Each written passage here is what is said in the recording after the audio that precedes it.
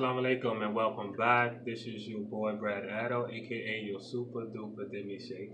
And today, this is the first edition of Financial Fridays, and I'm excited to kick this off because um, I'm trying to bring some new flavor to the channel, and also we all are planning for our family and our future.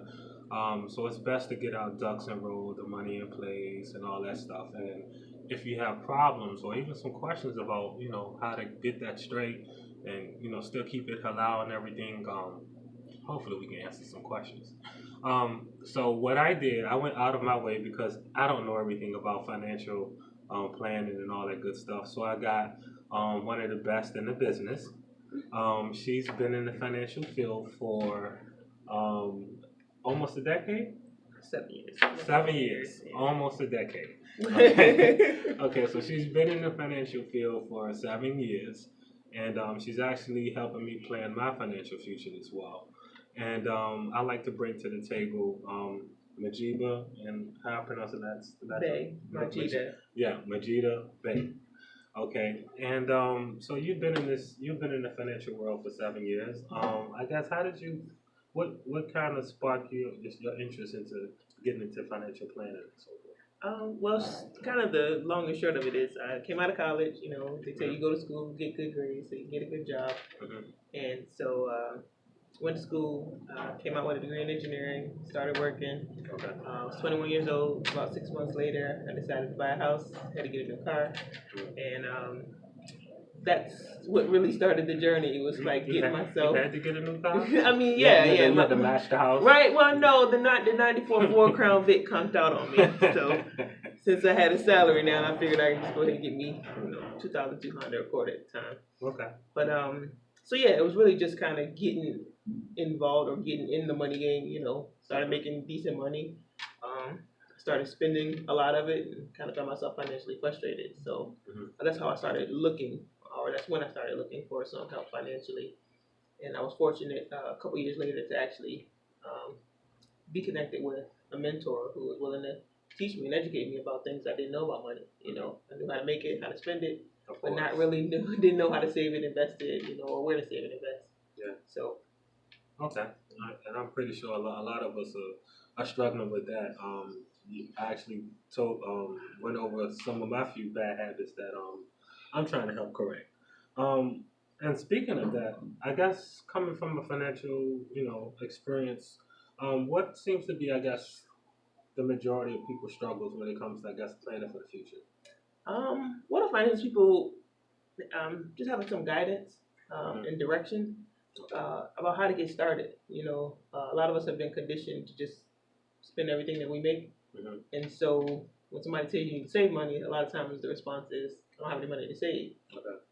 So really just understanding what's coming in, what's going out, and seeing the value in saving, putting money away so that you can reach, financial goals. But you got to set something first, That's true. kind of have a plan for it. A lot of times we're living for right now, and if we don't understand the value in saving, we'll never get started. Yeah. So once somebody showed me the value in saving and how getting your money to work for you is necessary, really, in order for you to get to a position to where you won't have to work for money. It's just really a shift in mindset, A lot of times we just look at our ability to earn as being unlimited, like as long as I can make money, I'm good. Or what happens when you can't, So being able to anticipate the things that could happen and preparing for them. Okay. You never know if your health's going to fail or get into an accident or anything like that. So putting money to work, because it can do something that you and I can't. It can work 24 hours a day, 7 days a week. Yeah. A lot of people don't know that though. Yeah. I mean, I just discovered that. I mean, I've heard about it, but I just discovered the reality of it by getting involved myself. Yeah. And it's definitely a lovely thing. Definitely a lovely thing. So when you say getting money to work for you, and also like what you said, if something happens, like an emergency happens, Right. Are you saying that if I got $300 in my savings and an emergency happens where I can't work for a couple of months, that $300 is going to cover me Not at all. and my family? Okay. Not at all. typically you want to have about 3 to 6 months of your monthly income or monthly expenses set aside in an emergency fund. Okay. For reasons just like that. Something comes up. $300 may be enough. If you need to get a new tire, right? But if you're talking about an extended period of time where you're not able to work or not able to earn an income, a lot of times we depend on certain government programs and things like that to be able to fund those type of emergencies. But really, we're responsible for taking care of ourselves and our family. So putting certain things in place to where, hey, over time, right, you're not going to build it up overnight, but over time, if you can build up through the 6 months of your monthly expenses and then long term, 12 months, money just sitting, right? A lot of us aren't used to just money sitting in our bank account or sitting somewhere.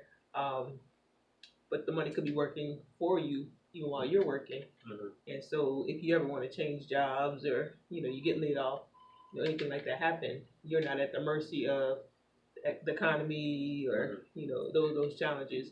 You can actually keep things moving, maintain your quality of life while you decide what your next move is. So, like I said, anticipating things that could happen and preparing for them, having the foresight, something that, one of the things that we say all the time is that wealthy people anticipate, poor people react. That is so true. So you're saying that are there things like that, that as a service that you provide that can help people, I guess, plan for those that can help people be financially straight for those particular situations? Absolutely. Okay. Specifically as it relates to like insurances, different insurances. Okay. Disability insurance is really a key thing. Okay. So like I said, if you're not able to work, what do you have in place to replace your income? Okay. Looking at income replacement versus just something to pay the bills or right. A lot of times, if you're disabled, you have medical costs, right? So you have increased costs because you're disabled, and on top of that, you have bills that are still coming in, right? They haven't stopped, right? Put food on the table. Absolutely. So disability insurance is one thing. There are also things like critical care, terminal illness, long-term care, and even life insurance. Life insurance, of course, that's kind of long-term thinking, right? You pass away, what replaces you if you're not here, right? And life insurance is something that can do that for people. Do the work that you would have done had you not been here. Okay. One of the things that we recommend in our company is just being able to have minimum 10 to 15 times your annual income in life insurance. And what that allows you to do is to let your family, like I said, maintain their quality of life, stay in their home, keep the lights on, right? Keep the cars, without having to make drastic adjustments or try to figure things out. You don't have to worry about your spouse, quickly getting remarried, right? To maintain her lifestyle. And that's like anticipating the things that, like that could happen. We're going to go one day. We don't know what day that is. And so, for myself, one of the things that I want is my family to be better off, even if I'm not here. I want to leave them assets instead of liabilities. That's deep, right? Leave them wealth instead of debt. So. There you go.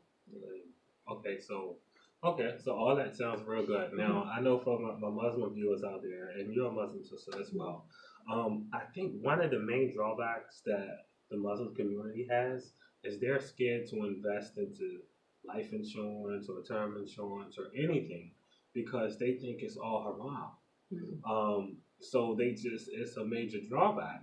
And a lot of the times it's not even haram. It's just they're not educated about that. So how do you show them that, this is okay? I mean, I know it's okay, but what's going on with the Muslim community where they just think everything's just like haram and everything? What's that about? So this conversation that you and I had recently, understanding appreciation of value, right? Things appreciate in value over time. And so by positioning yourself to where you can participate in that appreciation, right? Participate in the growth of economic markets and things like that. Okay. Really is just putting yourself in a position to where, right, so you're. It's kind of like I guess if they have their own car parking, if they have their own car store. I mean, they sell cars for a living, right? They start off with 2 cars, right?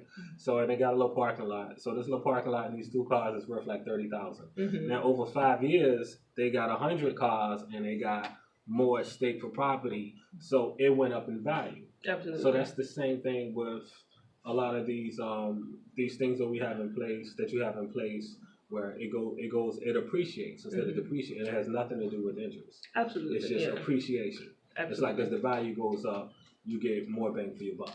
Absolutely. Okay. And if you think about that, people go into business, for example, to make a profit. Exactly. What does a profit mean? It means that you buy something at one cost and you're able to redistribute it at a different cost, right? Exactly. And you earn based on that difference in cost. Okay. So it's the same thing with our money, right?